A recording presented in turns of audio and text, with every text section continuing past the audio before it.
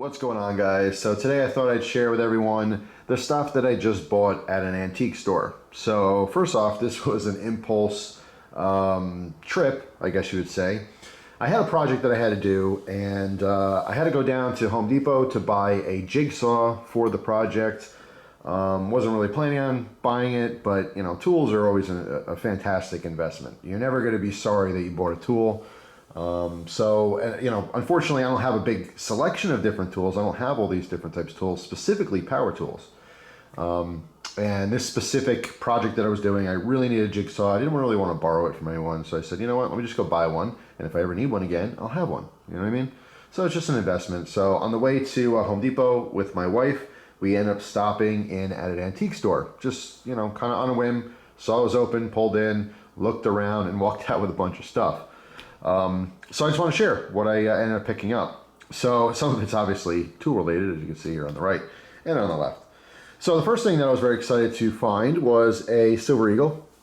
This is a graded Silver Eagle from NGC. All right, this is MS70 from 2013, which is pretty cool. The MS70 or Mint State 70 means this coin is perfect. It's absolutely perfect.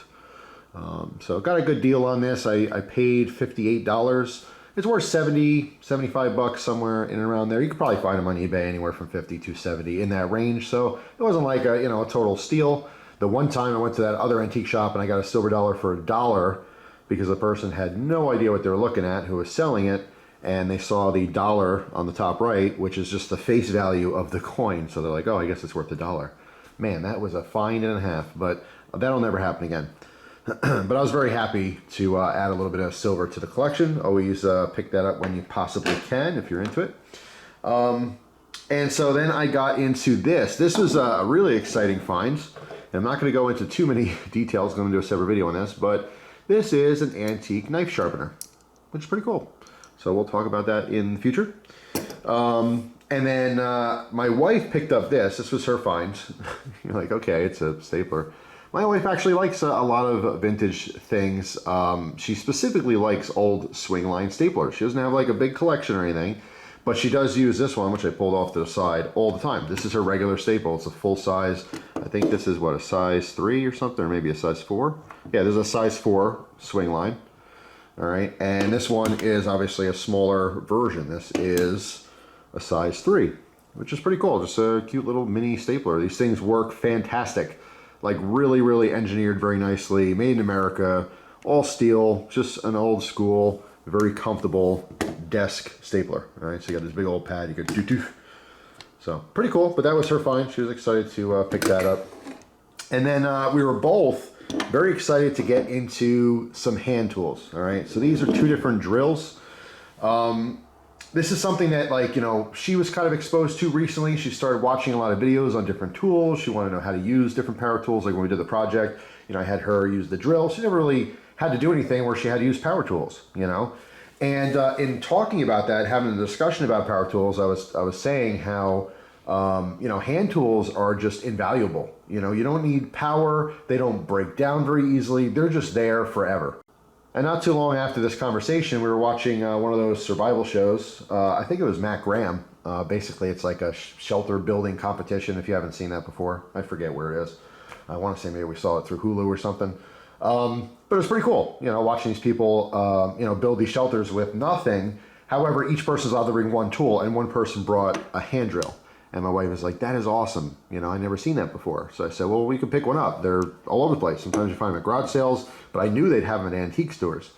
So, you know, lo and behold, we found them at an antique store. They actually had 3 or 4 of these different conditions and stuff. This one was the best condition. There's still the paint on it. The wood is not cracked or chipped or anything. It is awesome. Works fantastic. I mean, you know, if you've never seen one of these, it just works on a gear system. It's really simple. And it works very well. In fact, I ended up drilling some holes yesterday with this. All right, this has a traditional type chuck that's in there, all right, which holds your bits and stuff. But we got a good deal on this. I think we paid $18 for this one, and these sell for a lot more online. $18 for, you know, a hand drill that'll work literally probably my entire life and beyond is a great deal. And, you know, when she doesn't want to break out the power drill, we just have this, which is nice. And then we also got this one. which is obviously a little bit of a heavier duty, different design as well, where this cranks. All right, so you rotate this whole thing while holding the top down. And what's really neat about this one as well is that this is ratcheting. All right, so you can actually turn this either way so that it ratchets. All right, which is also a really awesome idea. And my wife was saying, well, why would you want to do that? It's pretty easy just to go in a circle. And we both at the same time, because I never used these before. I've seen these before. My grandfather had tools like this. I don't know where they went. They're all gone. But we both, you know, at kind of around the same time realized that if you're in like a corner or something, you literally don't have the room to go all the way around. Let's say, you know, you're drilling something right up against a house or something like that, right? And you can't obviously hit the house. You would need it to ratchet. It's just really cool. Really interesting. And obviously turn it for the other way. But yeah, so hand tools are... It's wonderful. I know people specifically collect these. If we have a chance to get other hand tools, we certainly will. I'm not looking to go into specific, you know, branding and stuff. Actually, I forget what this one is. I actually forget where it's marked as well. It's on here somewhere. Oh, right here. Yep. Upside down. This one is a red diamond, which I think is a little bit more affordable, a little cheaper branding. But, and then I think we paid like $24, $25, something like that for this one. So, I mean, you can probably find them cheaper some places. I mean, eBay, not so much because people collect them, so the prices are technically higher on eBay more times than not. Antique stores, again, just depends on which one you go into. The one we went to had a bunch of different vendors, so it was a larger building and different sections were different sellers, which is really fascinating because you might see one item. I don't have it here, but there was something else I got years ago. And there was two of them, and two different sellers had two different prices. One was like $5, the other one wanted like $35. You know, so it really just depends on who's selling it, their knowledge of the item, what they want to get out of it, what they paid for it, you know, what kind of profit they're looking for. But this kind of stuff you could probably find really cheap, maybe not in as nice condition, but you could find it super cheap at like garage sales, yard sales, barn sales. God, if you go out into the country, you drive along the countryside in the middle of summer, you know, on a nice weekend, Memorial Day weekend, you know, 4th of July weekend, people are doing garage sailing. And sometimes you'll find these old tools for like nothing. And they are so valuable in their usage. It's not just a fun collectible, which of course that could be a whole different hobby, collecting old hand tools. And I know a lot of people like to restore them, you know, cracked wood, they'll make new handles and stuff, clean them up, you know. But they're just good tools to use, period. The history of it and the collectability of it is kind of like a bonus, but these are just extremely awesome usable tools. I mean, both of these are over 50 years old. It's pretty amazing, and they work great. So anyway, those were our exciting pickups. I mean, for me, the silver is always the most exciting, but most recently getting into, you know, some of the tool stuff, and I'm making room. I'm, you know, purposely, you know, devoting a space for tools because you know, when I want to do different things and these different little house projects and you know, different ideas that I have, not having those tools, it just makes it very difficult. I don't like borrowing things. I don't know if I've ever mentioned that before. I just don't. I don't like borrowing people's stuff. If I do have to borrow, if I'm forced to borrow it because I really need it or something, I use it quick. I don't break anything. I don't abuse it. I give it back right away. I've known so many people in my life that like they want to borrow something and you just never get it back. It's like, dude, what is the deal?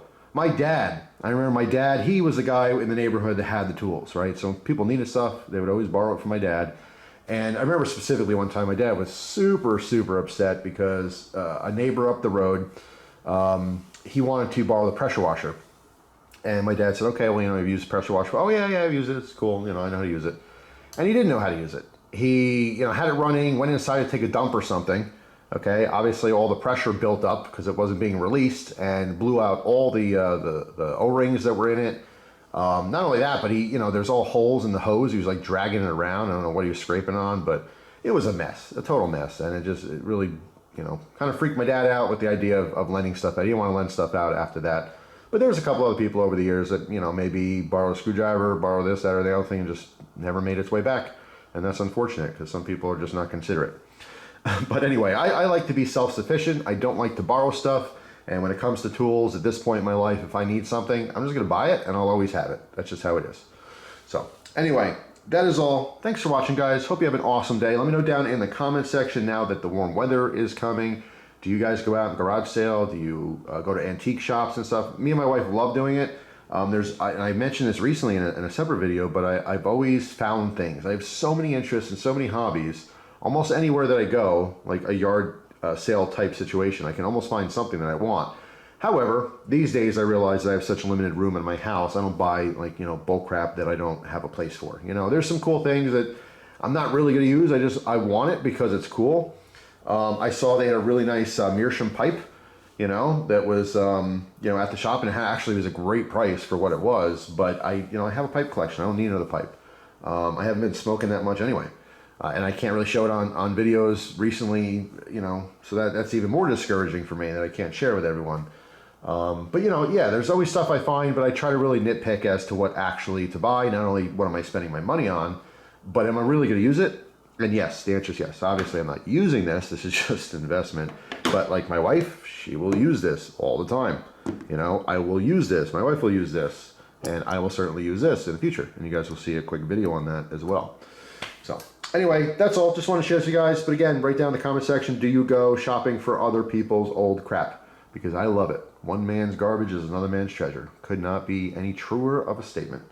So that's all. And of course, by the way, I do always look at the knives. In this particular case, nothing super exciting. There's one vendor at this particular antique shop that I always look at because they always have knives. But they have like run-of-the-mill, you know, a couple Boy Scout knives, a couple old, you know, Stockmans, things like that. And nothing was super exciting. The only knife that I was really interested in was an old... it was a Boker knife. It was a 2-blade Stockman, I think, but it had a nice like I don't know, bronze thumb stud. It was a really interesting knife, but they wanted like $75 for it. It might have been worth it. I wasn't particularly familiar with this knife, but I didn't want to spend that much money. I was already spending a bunch on this other stuff, so I passed it up. But of course, if I ever see a cool lighter or a knife or something, I'll pick it up and, you know, if it's a deal, talk about it and make a video. But anyway, that's it for now. Hope you guys have a fantastic day, and I will see you tomorrow with a brand new video. Take care.